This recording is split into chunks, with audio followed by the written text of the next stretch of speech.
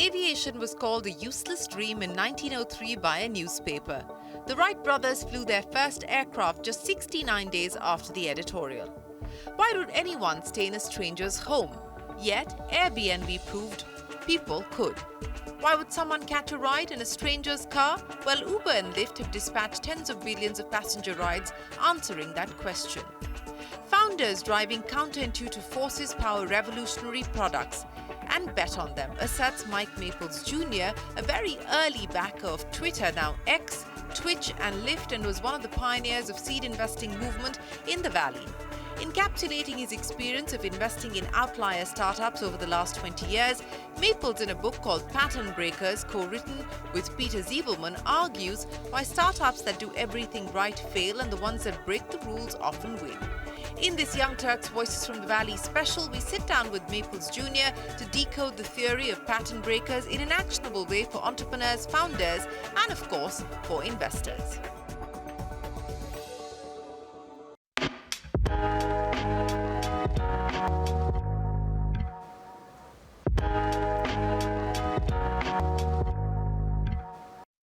Hello and welcome to Voices from the Valley. I'm Shireen Bhan, and it is my pleasure to welcome on the program Mike Maples Jr., investor and now author of Pattern Breakers, Why Some Startups Change the Future. It's being pegged as one of the most definitive books on startups in this decade. Mike, many thanks for joining us here. It's an absolute pleasure to have you on the program. You know, an angel investor, you've been investing in companies like Twitter and Lyft and so on and so forth. Why the decision to crystallize your insights into a book on startups and entrepreneurship? Yeah, so it's a little bit of a non-conventional reason. So about 10 years ago, we had a big exit. Twitch was acquired by Amazon for $970 million, and we'd made 84 times our money. And you'd think that that's good news, and it was. But the scary thing was I'd forgotten I was a shareholder in Twitch.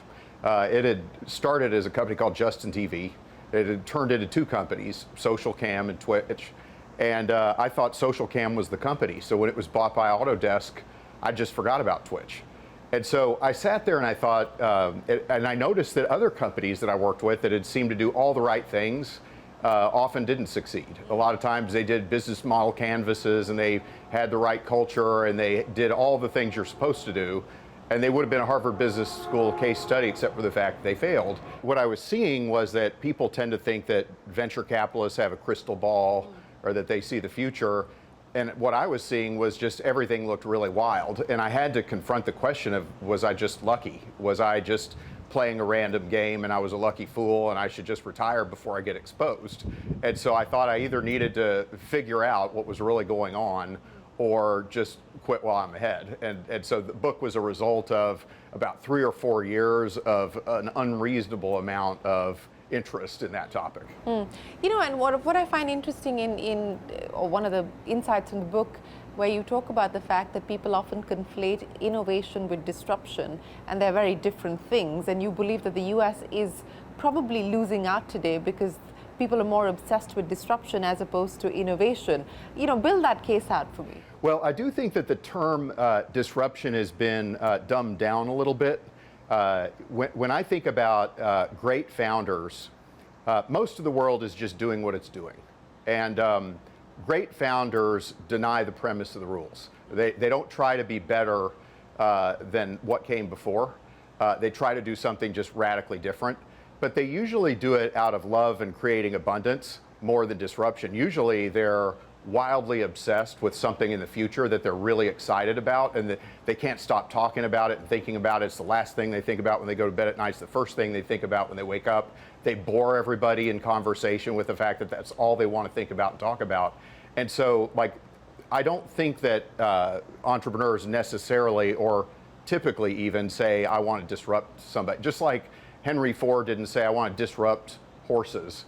And, you know, I don't think that Thomas Edison, when he invented the light bulb, said death to whale oil lamps, right? I think all of them were trying to do something new that they were excited about, that they thought would drive humanity forward. And in my experience, that's where the great startups have happened.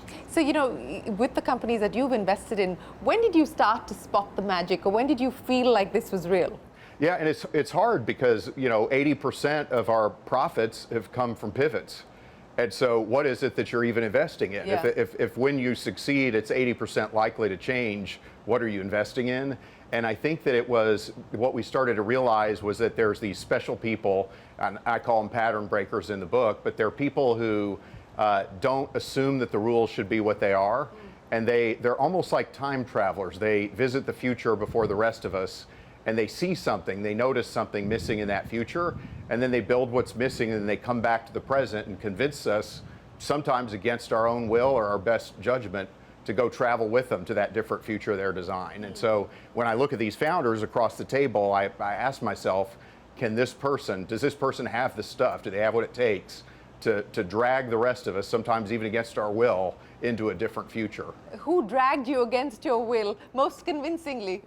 Well, I'd say that the Lyft guys, they had a startup called Zimride, and my colleague Ann had invested in Zimride, and they had a board meeting, and they were talking about launching the Lyft service, and we went through the pros and cons, and I guess the biggest con was it was illegal. And so we're like, okay, well, is it legally ambiguous or just straight up illegal? And they said, oh no, we're pretty sure it's illegal. But we realized that we just needed to get the law changed. And so, because if you ask for permission, you're not going to get to launch it. And so you have to launch, and you have to have consumers fall in love with it. And then push the boundaries. And then push the boundaries. And so, part of pattern breaking is not just having the pattern breaking idea, but it's the willingness to engage in the pattern breaking actions, things that normal people wouldn't necessarily do, right? Brian Chesky funding Airbnb in the early days by selling cereal boxes because he couldn't raise money. Justin Kahn, before he started Justin TV, sold his prior company on eBay. And I remember thinking at the time, like, who does that? Most companies, they say, I want to get acquired by Google or Yahoo or Amazon or somebody like it, Flipkart, who goes and puts their company on eBay to sell it? But he did, and they sold it for $250,000 2 years out of college. And so that's the other part of these pattern breakers, is their willingness to explore unconventional approaches to fulfill their mission. You talk about being limitless, or at least having the ability to think unconventionally and without limits that society and education or the current education structure imposes on us. But what are the challenges of being able to break out of that, and how have the pattern breakers in the book been able to do that? Because so much of our identity is shaped by the need to belong, and having a sense of belonging.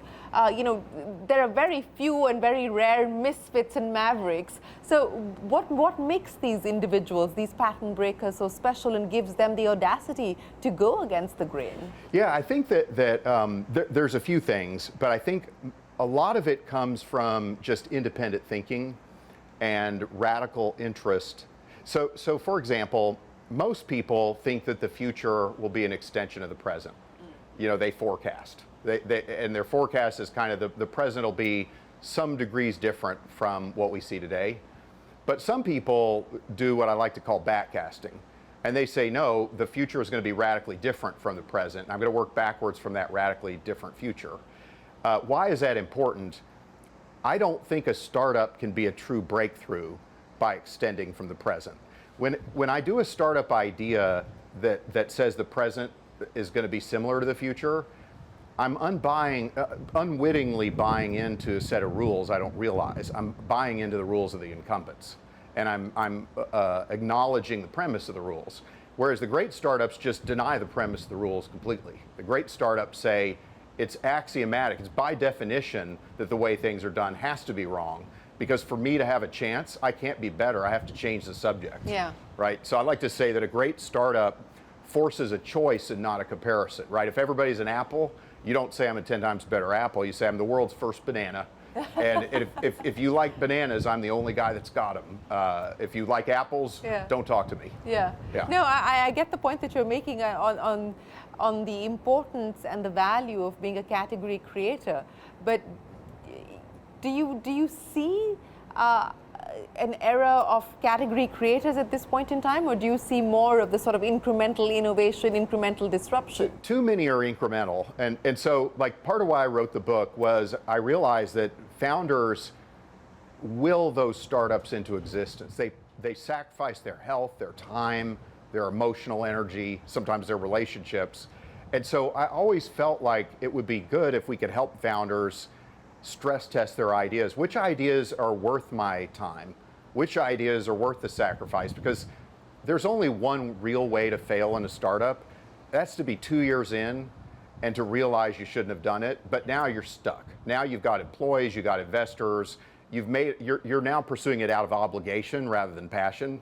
And so what I wanted to help founders with was not to say, hey, look, I'm a venture capitalist coming down from the mountain, I know all things, but I wanted to say, look, there's some things I've learned that you can use as a heuristic to stress test your idea. And it's up to you to come up with the idea, but there are ways that you can challenge your idea to see if it might be worthy of your time and talent, or if you maybe keep going, don't settle. So what is the stress test? Yeah, so there's three that I like. The first is inflections. And maybe it's good to use an example. So Lyft, the inflection for Lyft was the iPhone 4S included a GPS chip. Yeah. And so an inflection happens external to the startup. It happens external to all companies. And the inflection is important because it's like the rock in David's slingshot against Goliath. It's the way that the entrepreneur bends the arc of the present to a different future. Yeah. It's the way they change the subject, right? And so inflections are important because of their empowerment. And so what the iPhone 4S let people do was locate anybody within 1 meter accuracy with an algorithm for the first time. In addition to inflections, which happen external to the startup, the founder invents an insight. And so in the case of Lyft, the insight was, oh, that means you could do Airbnb for cars. And that was the birth of ride sharing. And insight has a couple of elements to it. The first is it harnesses inflections. The second is there's something about it that's non-consensus and right. And so in the case of Lyft, people were like, okay, are people really going to get in a stranger's car? That seems kind of crazy. And it has to be non-consensus because human beings are conditioned to like things. And so if everybody likes the idea, then it's too similar to what they already know. And so the great ideas have this trait of most people don't like it, but a tiny number of people say, where have you been all my life? I love this. And so the insight needs to be non-consensus and right for that reason. And that's what gives it the power to create a difference. And then the third question I like to ask is, or the stress test is founder future fit. And so I talked about Justin Kan a little bit earlier. He helped start Justin TV before it was Twitch. He was 24 years old. He was live casting his life 24/7. Yeah. Walks into a coffee shop. He sits down. He's got a camera on his baseball cap, wires going into backpack. And I'm like, what is this? And he says, it's Justin TV. I'm live casting my life. And then he shows me on his laptop screen because the camera's pointing at me. Right. And I was like, Justin, this is one of the dumbest ideas I've ever heard. This isn't even a reality show. Like reality TV, it's like you edit it down to like 20 minutes out of 20 hours, right? It doesn't even make sense.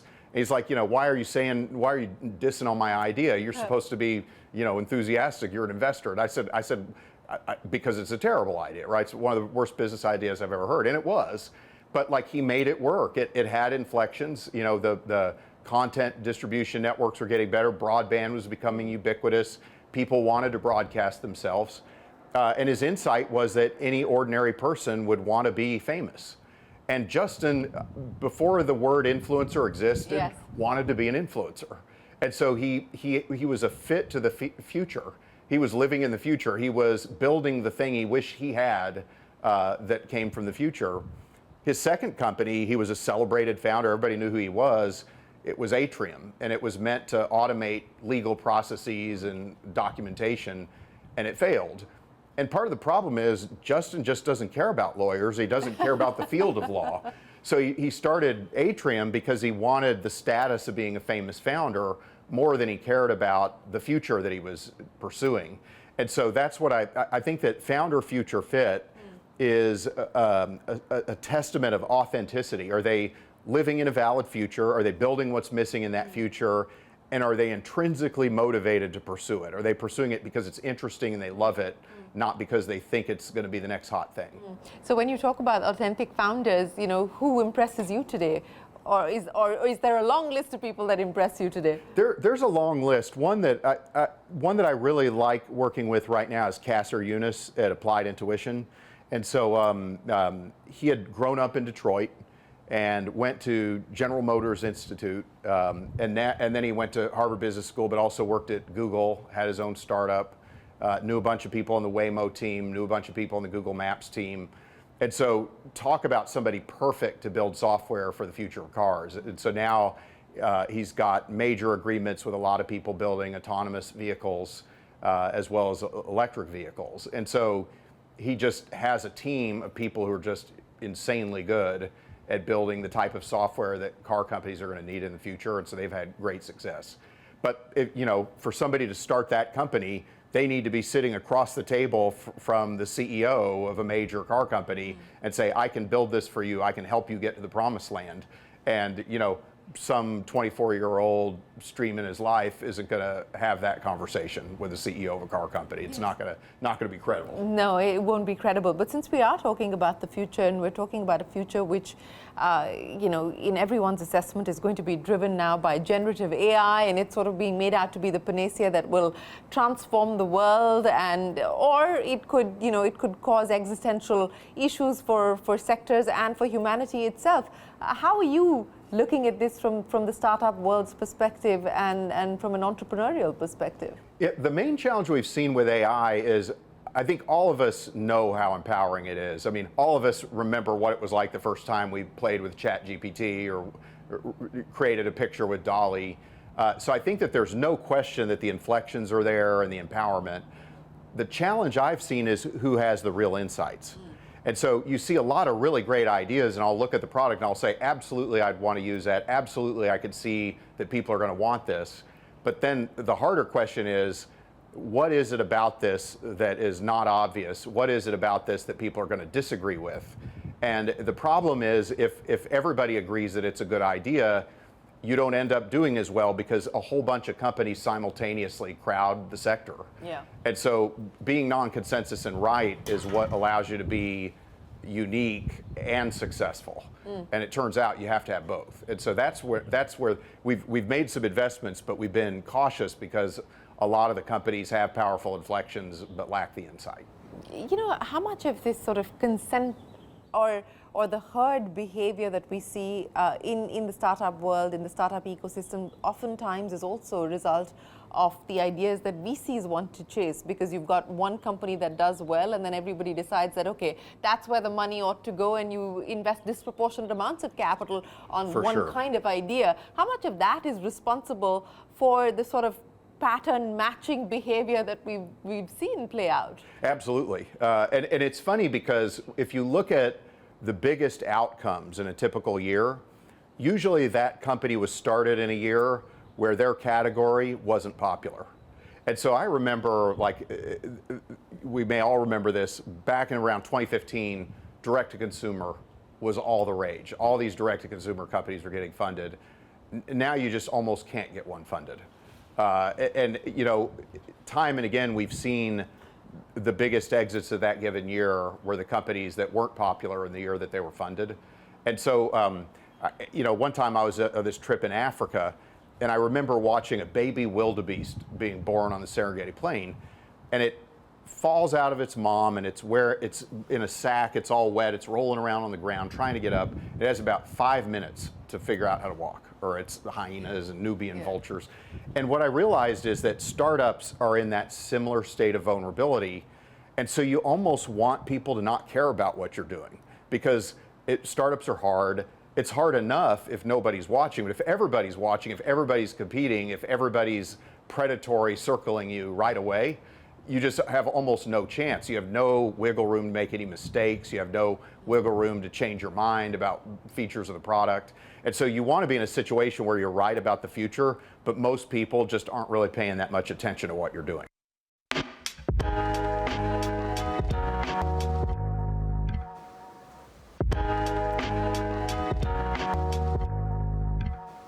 What are the most common mistakes that you see some startups make? And you also talked about the fact that we have seen, and recently so many pivots actually taking a startup from failure to perhaps a much more stable future. What works when you get a pivot right, and what doesn't when it goes wrong? Yeah. So the biggest mistake I see is, and it's an understandable one.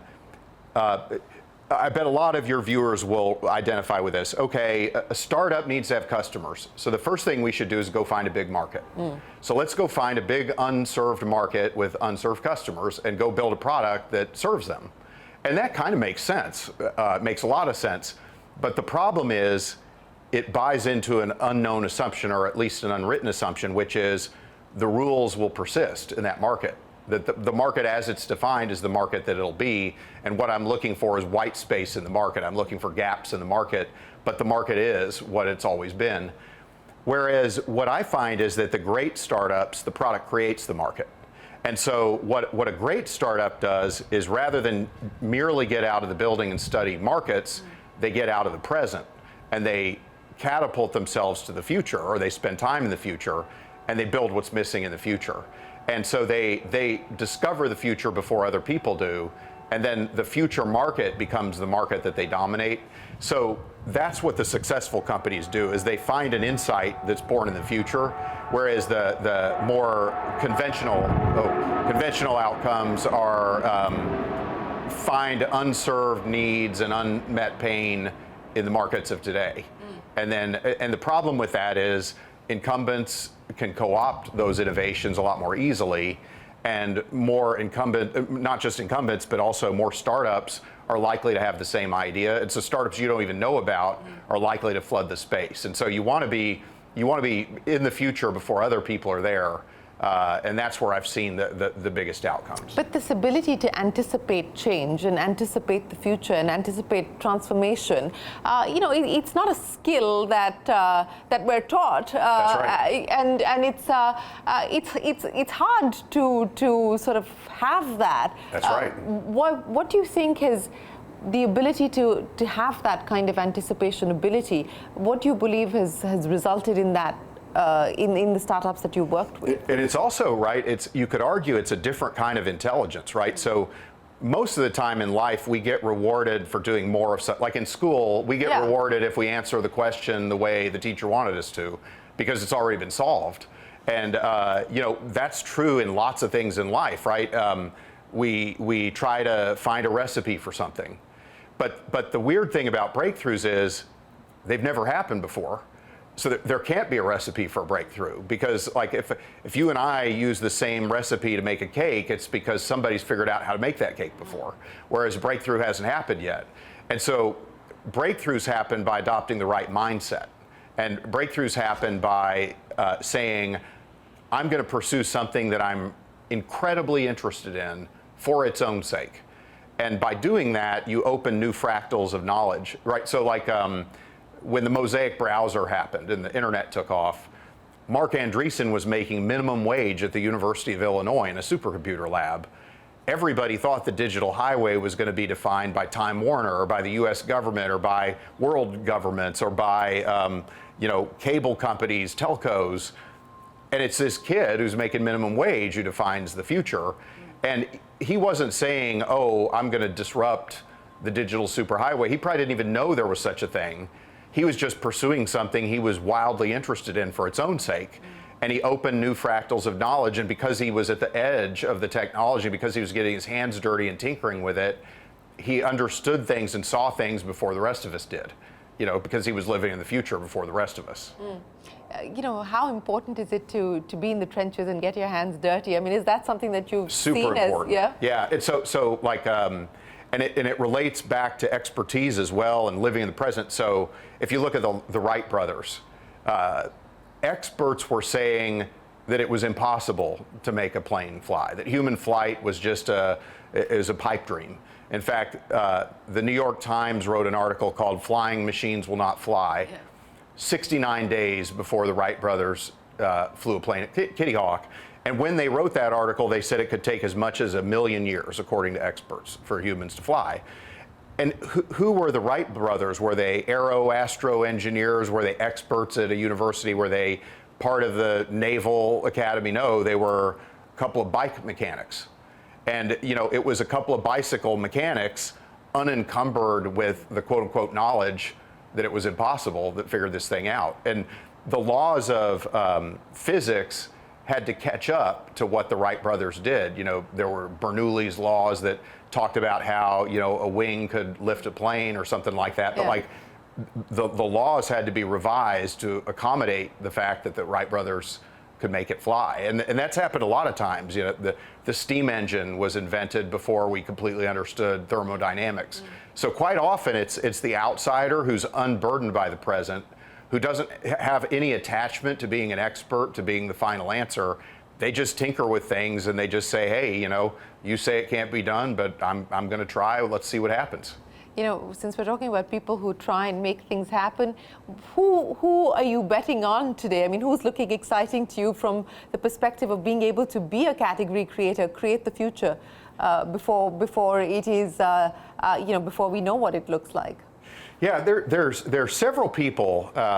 You know, I think that one company that we've worked with recently that I like a lot is called SmarterDX, and it helps hospitals better diagnose patient claims, and so sometimes the patients don't have to pay as much money, or the hospitals get adequately paid for certain types of medical bills. So that one's doing well. And then one that I just mentioned a minute ago was Applied Intuition. And so Applied Intuition is creating a new category of software that helps companies modernize their cars. And so cars are becoming more and more software defined at their core. And so Applied Intuition is helping companies achieve that reality. Whereas in the past, car companies are much more focused on their existing supply chains and their existing manufacturing and how cars have been traditionally built. So that'd be another one. So is this a good time to start up, given the fact that we're living in an era where the incumbents are getting larger and larger, and there are regulatory headwinds for startups, you know, and it is a challenging environment, but is this a good time to start up? I think it is, and I think it's getting better and better. So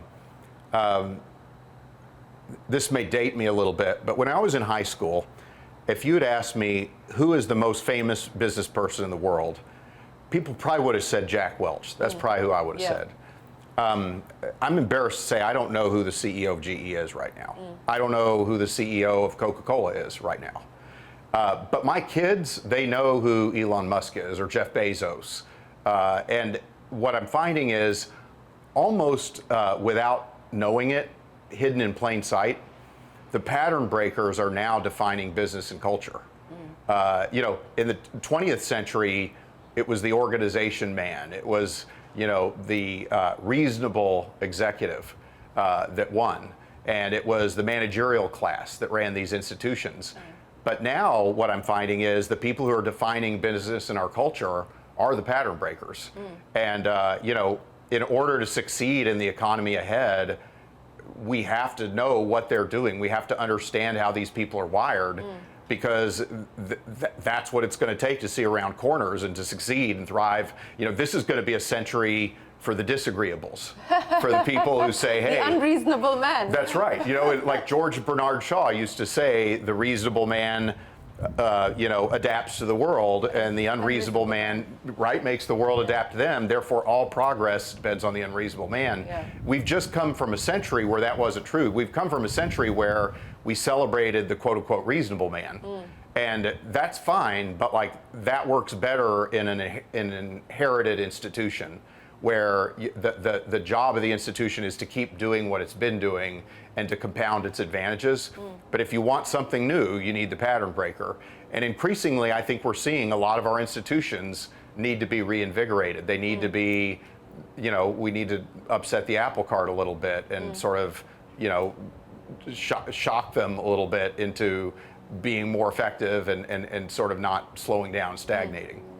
But is the environment right now for pattern breakers, or, you know, is conformity and, you know, with the layers of compliance and the burden of what is right and, you know, shareholder activism and so on and so forth? I mean, does it give you wiggle room for pattern breakers? And I think it's a really good question, but the evidence would suggest that it still does, right? So Fortune 500 is turning over faster than it ever has. Companies are entering the Fortune 500 faster than ever before. They're leaving the Fortune 500 faster than ever before. And so that would suggest that there's more change and not less change. And so that would suggest that the upstarts who want to change the subject are over time gaining the upper hand over the people who want to preserve the status quo. And so I do think, but you rightly point out, the president will fight back. And it won't fight back fair, right? It'll use the law, it'll use regulations, it'll use lobbying, it'll use whatever it can use to stop the upstarts from winning. It'll even try to make the upstarts feel bad about who they are. It'll say, hey, you're cheating, you're bad people, you're breaking the laws, you're bad for society, all those kinds of things. But it's kind of a natural part of the process, right? And it's something that the pattern breakers have to deal with as part of the job. So in your words, the upstarts or the pattern breakers, are they actually reclaiming capitalism from the capitalists?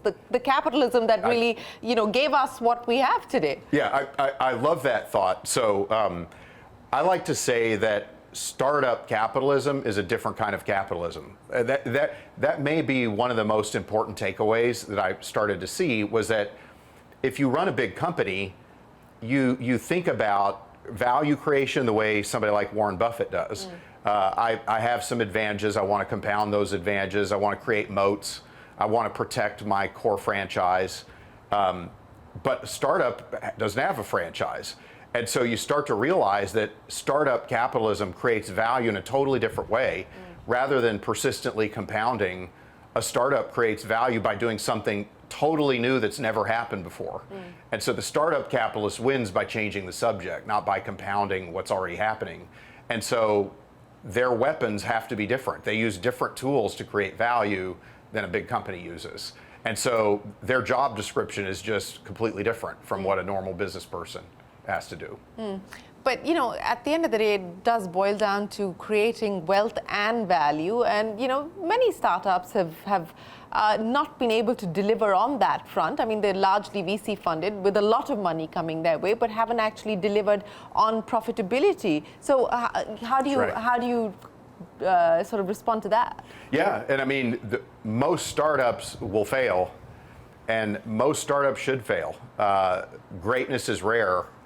And so the type of startups that I like are those where we're pursuing something very risky, but with a wildly asymmetric upside if it works.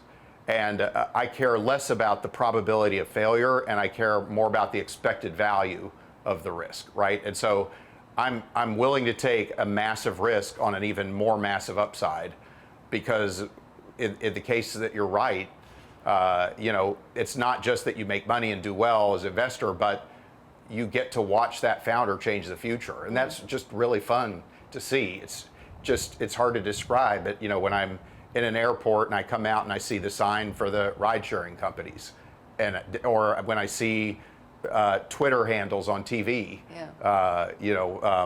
it's just exciting to see the companies win and the impact that they have. Well, speaking of impact, we're here in the Valley, and in a week where NVIDIA is today the world's most valuable company. I mean, who would have thought that this would be possible at the start of 2024? The kind of, the explosion that we've seen as far as this company is concerned. I mean, do you believe that we're sitting on more stories like NVIDIA that are just waiting to sort of have their moment, have their breakout moment? I do. So I've only seen 2 sea changes in my life. There's lots of inflections, lots of changes, but like when I was a kid, mass computation, personal computer, Moore's law, the cost of computing declining to zero. And companies like Microsoft emerged in that wave. And then you had the era of mass connectivity. And rather than Moore's law and transistors, it was about how many nodes are on your network and do they connect. Now I think we're entering the era of mass cognition. And I think that cognition and cognitive functions are going to become commoditized in the way that network nodes and bandwidth were, or transistors were.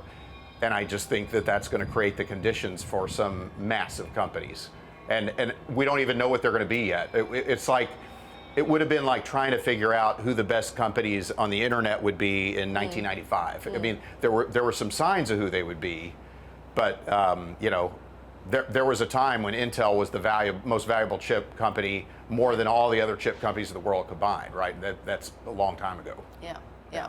Well, so, you know, if I would ask you for your big takeaways from the work that you've done with Pattern Breakers and for startups that are watching this program, you know, the big takeaways that you would like to leave them with? I would say a couple things. First, to founders, it's okay if not a lot of people like your idea. No great idea was liked by many. Most great ideas were hated by most and loved by few. It doesn't mean you're right, but having people push back, having people diss on your idea, having people tell you your idea is stupid or they don't care, it comes with the territory. It's part of the job. It is what it is. And no great ideas would ever happen without people like that, without people like founders who dare to say, you know what, the mainstream is wrong. I understand the future better than they do. Watch me. And then I would say to people who aren't founders, let's try to do a better job understanding the impact these people have and the role they play in our society and the profound good that people do when they change, right? If we never change, we would all still be, you know, in the dirt like cave people, drawing drawings on caveman walls, and we would have never invented fire, we wouldn't have ever, you know, invented steel, we wouldn't have ever invented transportation, the wheel, all those things.